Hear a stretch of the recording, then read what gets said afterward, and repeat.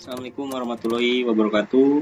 Nama saya Andri Saputra dengan NIM 2018 133003. Baik, di sini saya akan memberikan tutorial seputar dari penyelenggaraan jaminan sosial kesehatan.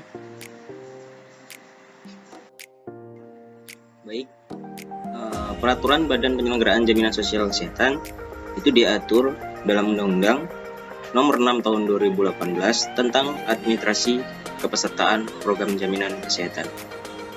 Dalam bab 5 pasal 43 ayat 1 yaitu yang berbunyi peserta PPU yang mengalami PHK tetap memperoleh hak manfaat jaminan kesehatan paling lama 6 bulan sejak PHK tanpa membayar iuran. Baik, di sini dari penjelasan ayat 1 yaitu peserta PPU atau penerima asuransi yang terkena PHK, dia akan diberikan waktu selama 6 bulan, yakni untuk peserta tersebut untuk mencari kembali suatu pekerjaan agar bisa meneruskan iurannya. Baik, di sini ada juga kriteria penjaminan. PHK sebagaimana dimaksud dalam pasal 43 ayat 1 harus memenuhi kriteria berikut ini. Yang pertama, PHK yang sudah ada putusan pengadilan hubungan industrial. Yang kedua, PHK karena penggabungan perusahaan.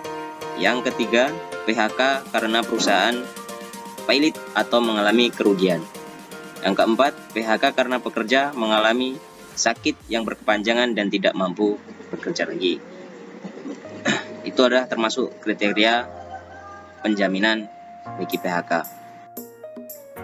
Adapun juga tata cara dalam pelaporannya dijelaskan dalam pasal 45 ayat 1. Pelaporan terhadap peserta PPU yang mengalami PHK dilakukan oleh pemberi kerja.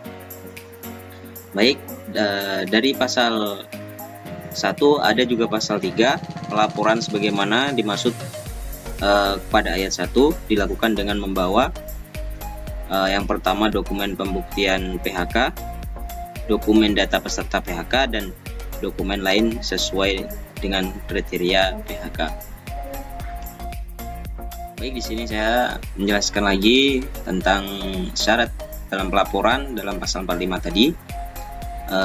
Yang dimaksud dalam dokumen pembuktian PHK dalam pasal 45 meliputi putusan pengadilan hubungan industrial yang telah memperoleh kekuatan hukum tetap atau akta pengadilan hubungan industri dan surat keputusan PHK karyawan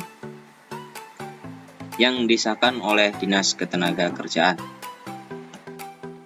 Dan selanjutnya, dokumen data peserta PHK meliputi nama peserta PHK, nomor induk kependudukan peserta PHK, tanggal lahir peserta PHK, nomor identitas jaminan kesehatan peserta PHK, alamat lengkap sesuai dengan identitas, dan yang terakhir nomor telepon seluler. Selanjutnya, dokumen lain sesuai dengan kriteria PHK sebagaimana yang dimaksud dalam pasal 45 tadi meliputi salinan putusan akta pengadilan hubungan industrial untuk kriteria PHK yang sudah ada putusan pengadilan hubungan industrial. Yang kedua, salinan akta notaris untuk kriteria PHK karena penggabungan perusahaan. Yang ketiga, salinan putusan kepailitan dari pengadilan untuk kriteria PHK karena perusahaan pailit atau mengalami kerugian. Dan yang keempat, asli surat dokter untuk kriteria PHK karena pekerja mengalami sakit. Itu adalah surat keterangannya. Baik, selain tata cara ataupun syarat, ada juga kewajiban peserta PHK. Dijelaskan pada pasal 48. Peserta PHK wajib melaporkan pengaktifan kembali status kepesertaan sebagai peserta PHK melalui kantor BPJS Kesehatan dengan menunjukkan kartu tanda penduduk menunjukkan kartu keluarga, dan menyampaikan surat pernyataan bermaterai yang menyatakan peserta belum pernah bekerja. Menyatakan peserta belum bekerja. Yang kedua, pelaporan sebagaimana dimaksud pada ayat 1 dilakukan setiap bulan sampai dengan peserta kembali bekerja atau paling lama 6 bulan sejak terjadinya PHK.